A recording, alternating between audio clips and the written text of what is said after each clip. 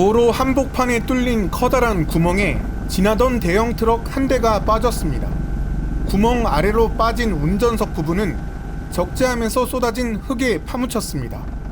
일본 사이타마현 야시오시에서 어제 오전 9시 40분쯤 일어난 사고입니다. とにかくすっごい音がしてドンよ、とにかくドン見たらなんかさ穴みたいのが開いてて、で車の荷台みたいのが映ったのね。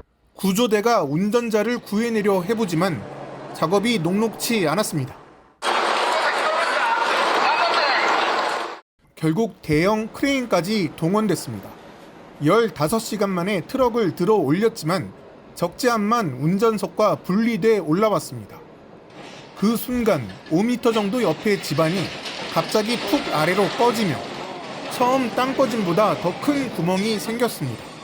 가게 간판이 땅속으로 사라지고 전신주와 전선들도 휘청거립니다. 다행히 함몰 당시 아무도 없었습니다.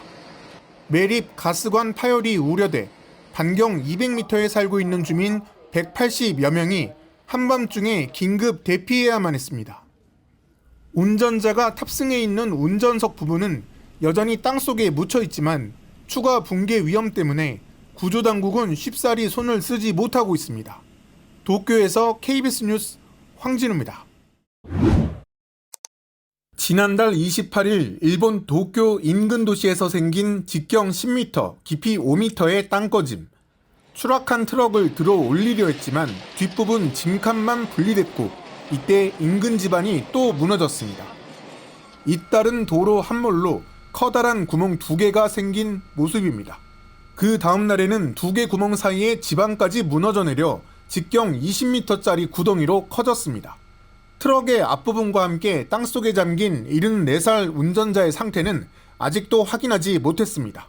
장비를 투입해 보려고 경사면을 만들었는데 방향을 잘못 잡아 멀쩡한 도로를 더 파헤치고 경사면을 또 만드느라 우왕좌왕하기도 했습니다. 하지만 하수관에서 오수까지 역류하고 있어 여전히 구조는 어렵습니다. 水かさが引けて、ここで多くの救助隊員が一斉に救助を開始して短時間に救出活動を終えるという想定かなというふうに思います。 이미 이 하수관을 이용하는 인근 주민 120만 명에게 시간을 정해 물 사용 자제가 한 차례 요청된 상태. 시민들은 협조적이지만 열흘 가까운 구조 작업에 지쳐가는 분위기도 있습니다. 流さない協力はしたいけどどこまで協力できるかがわからないなっていうのがありますね. 구조 당국은 수중 드론까지 이용해 하수관 내부를 탐색했고 운전석 부분으로 추정되는 물체를 확인했습니다. 도쿄에서 KBS 뉴스 황진우입니다. 일본의 한 주택가 도로에서 강한 물살이 솟구쳐 오릅니다. 직경 2m 정도의 땅꺼짐 현상이 일어난 곳에서 솟아오르는 물살입니다.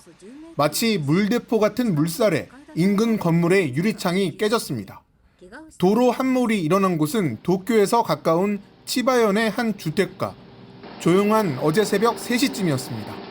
雨降ってないからなんだろうと思って出てみたら吹き出してた。ちょっとびっくりですね。 10m 정도 되는 물기둥은 1시간 반 동안 솟아올랐습니다. 이번 땅꺼짐 현상은 상수도관이 워낙 오래돼 터져버린 게 원인으로 추정됩니다.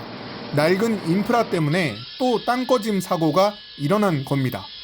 일본 언론들은 1960년과 1970년대 고도 성장기에 집중 설치된 시설들의 수명이 거의 다해 앞으로도 비슷한 사고가 계속 이어질 것으로 분석하고 있습니다.